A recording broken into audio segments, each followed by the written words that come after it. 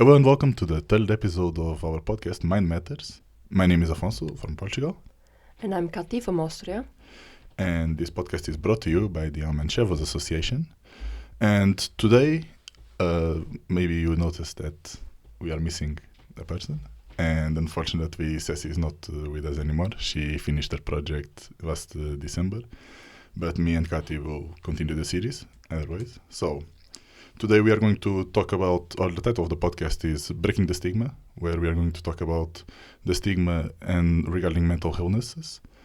And just as a note, like we always say, we are not professionals. We have made our research and we did read some stuff to inform ourselves and to get more knowledge about what we are going to talk about. But we are not doctors here. We are just giving our perspective or point of view to try to bring more awareness to this situation. So, to start off, what is the stigma? So, the stigma is when someone sees you in a negative way because of a particular characteristic or attribute. So, this would be, for example, for your skin color, for your background, for a disability that you might have, a mental illness. And basically, what we get from here is when someone is reduced from being a whole person to being a stereotype. So basically, they may be viewed in a negative way or differently just because of this situation, and they might feel threatened, different, or even ashamed because of it. Mm-hmm. And concrete stigma related to mental health is when you have negative attitudes, beliefs, and or stereotypes about mental health and people who have mental health issues. And this is shown through discrimination, social exclusion, or just simply thinking or talking about someone as if they were less a person than you are. And like Katy was saying, we are going to explain to you and tell you some of the effects that come from this. So one of the main effect we see when it comes to stigma is regarding employment and education, for example.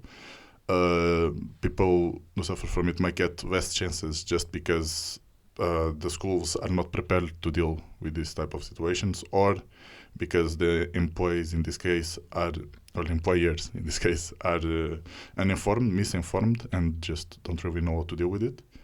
Then there might be barriers when it comes to seeking help, because you might feel ashamed, you might feel embarrassment, you might fear judgment, so you are more reluctant to seek help. Then we have the case of social isolation or alienation. You feel understood, you feel wrong, and this leads to you to close yourself.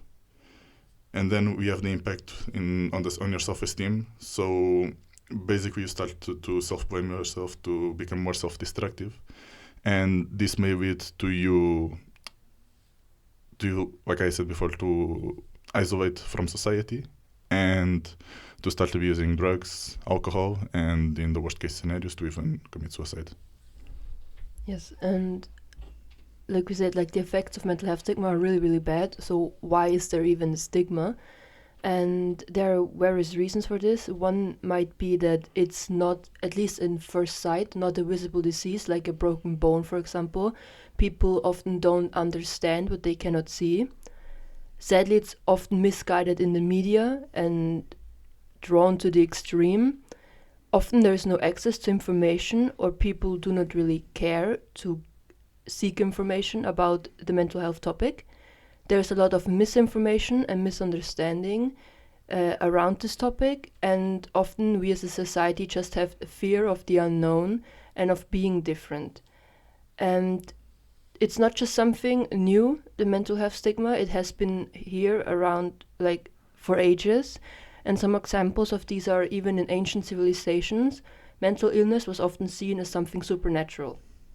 People acted differently, and you did not know how to describe this, how to explain why people acted differently, and that's why they tried to see it as something supernatural and explain it to themselves in this way.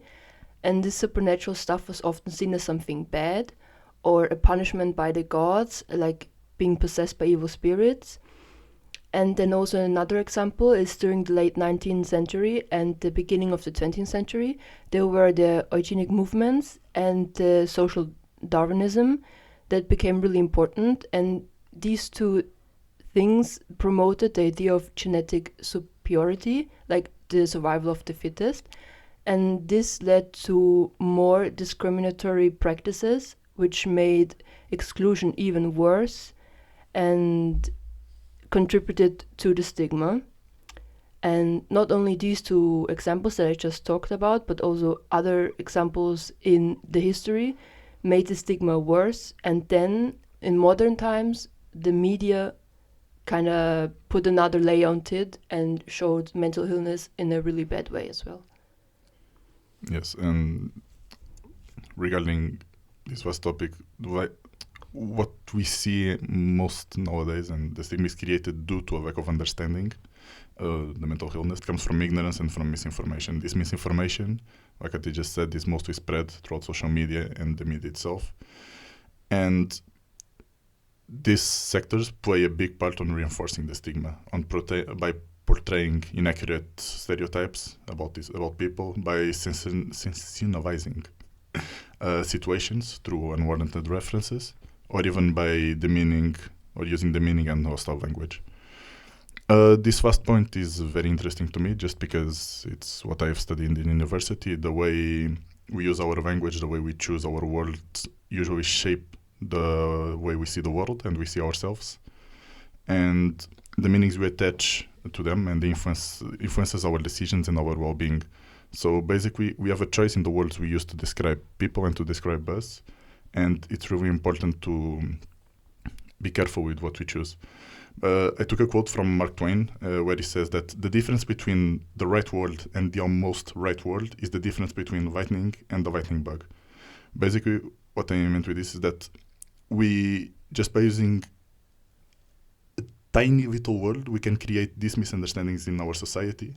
And when it comes to the various mental disorders, this can result in stigma. So these claims puts communication and education in a position to create stigmas, to bolster existing ones, but also to help eliminate and reduce their power.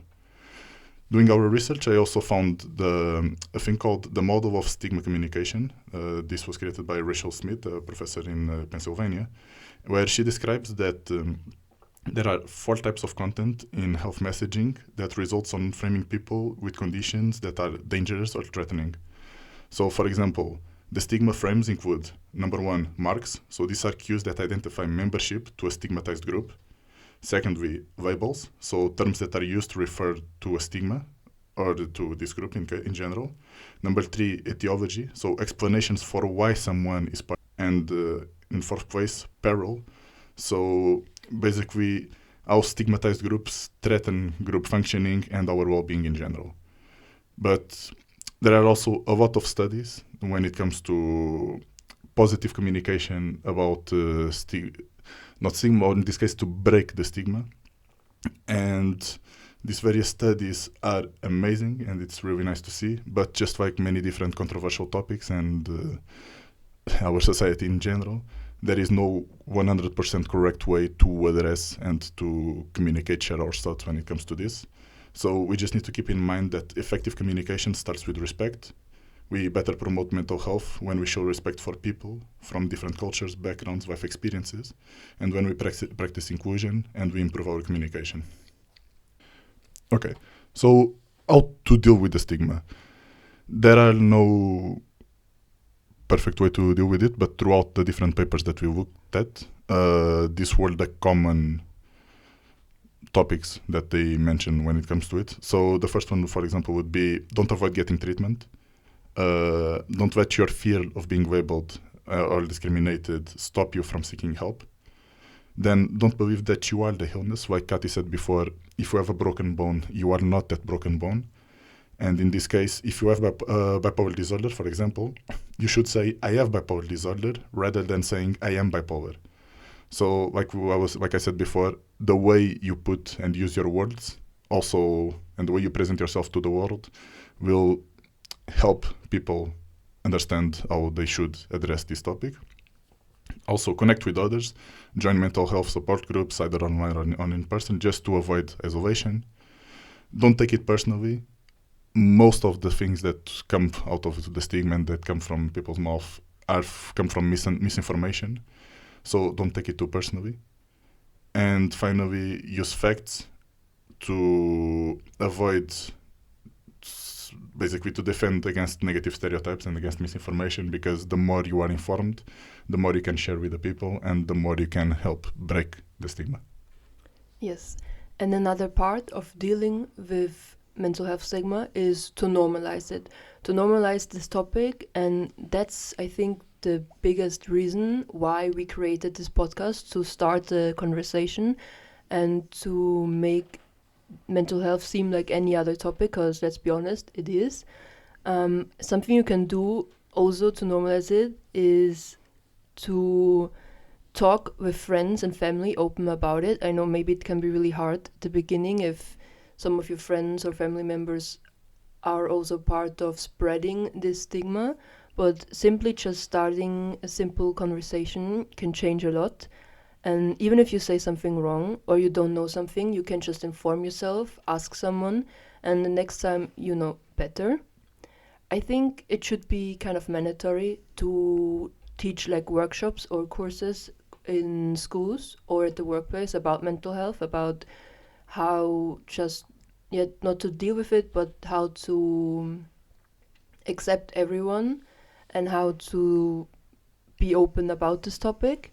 Because in the end, let's be honest, mental health is like any other physical disease or injury, something in the body that's hurting, and in this case, it's the brain organ, just like any other. And the treatment options are most of the time medicine and or therapy, just like with any other sickness.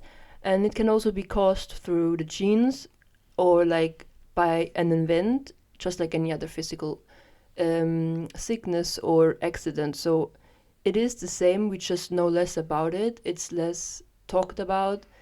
And yeah, we hope with this episode we were able to start a conversation about mental health, about talking about it and normalizing it. And yeah, I hope you liked this episode. It was me, Kati, And me, Afonso. both from the Aum and Chevos in Association. We have some more exciting content coming, and if you don't want to miss that and you want to know when it comes out, you can subscribe to this channel, like the episode if it helped you, and you learned something new maybe. And yeah, in the description box we have some links about the stuff we talked about. And yes, I hope we see you next time. Goodbye. Bye.